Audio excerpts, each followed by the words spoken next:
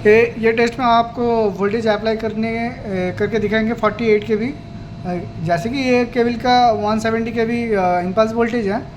हमारे पास ऑयल की कमी के हिसाब से इसलिए ऑयल कैप में नहीं घुसा है टर्मिनेटर, इसलिए हम ऑन एयर ही प्रैक्टिस करने के लिए टेस्ट कर रहे हैं। तो आप देख सकते हैं यहाँ पे यू चार्ज पर स्टेज मैंने बोला था 4 स्टेजेज है 100 के का 400 के। इसी हिसाब से ये इंटू 4 कर देंगे तो 10.85 ये जो टोटल चार्ज है, ये टोटल जो चार्ज है यही केबल में अप्लाई होगा।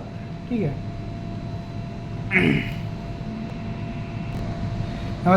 पर स्टेज वोल्टेज जो 6.8 जो टोटल वोल्टेज आ गया आपका टू 27.3 kV।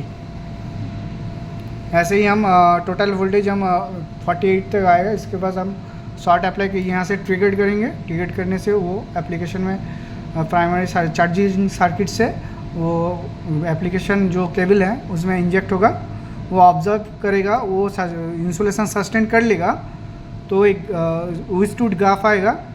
और अगर सस्टेन नहीं कर पाएगा वो फेलियर का एक ग्राफ आएगा जो स्पाइक फॉर्म में होगा।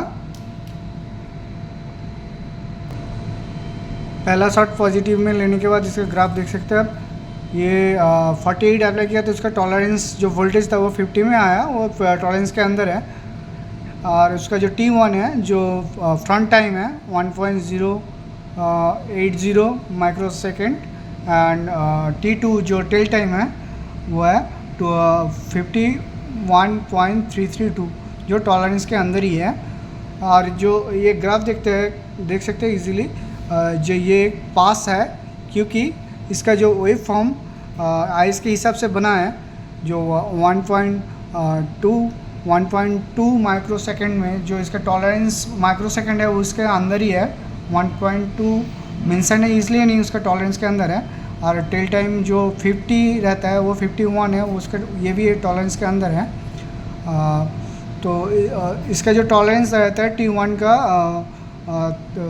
30% और T2 का 20% और एंड वोल्टेज का जो 3%, पीक वोल्टेज का 3%।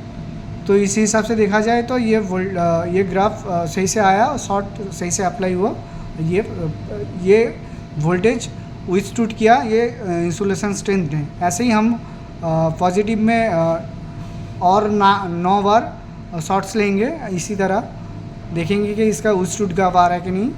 किसी भी शॉर्ट्स में अगर नेगेटिव अगर ये स्पाइक ग्राफ आ गया, ये फ्लैश ओवर वोल्टेज ग्राफ आ गया, समझेंगे वो सैंपल उसी शॉर्ट में ब्रेक हो गया उसका इंसुलेशन स्ट्रेंथ। वैसे ही पॉजिटिव शॉर्ट लेंगे और नेगेटिव शॉर्ट लेंगे, नेगेटिव पोलैरिटी चेंज करके। जैसे कि देख सकते हैं ये नेगेटिव शॉर्ट्स का ग्राफ है, वो जो नीचे आएगा नेगेटिव में, ये 104 kV का नेगेटिव शॉर्ट का ग्राफ है।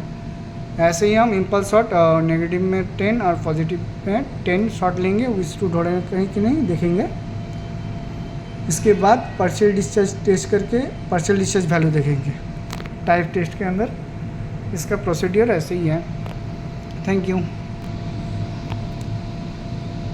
ये जो इम्पल्स किया गया ये फुल वेव इम्पल्स में किया गया है। और ट्रांसफार्मर का आप जान सके तो आप जान पाएंगे कि पहले उसमें फुल वेव दिया जाता है, उसके बाद चॉप वेव दिया जाता है, फिर उसमें रिपीट करके फुल वेव दिया जाता है। तो केबल में थोड़ा डिफरेंट है, यहाँ पे सिर्फ फुल वेव ही अप्लाई किया जाता है नेगेटिव और पॉजिटिव पोलैरिटी में।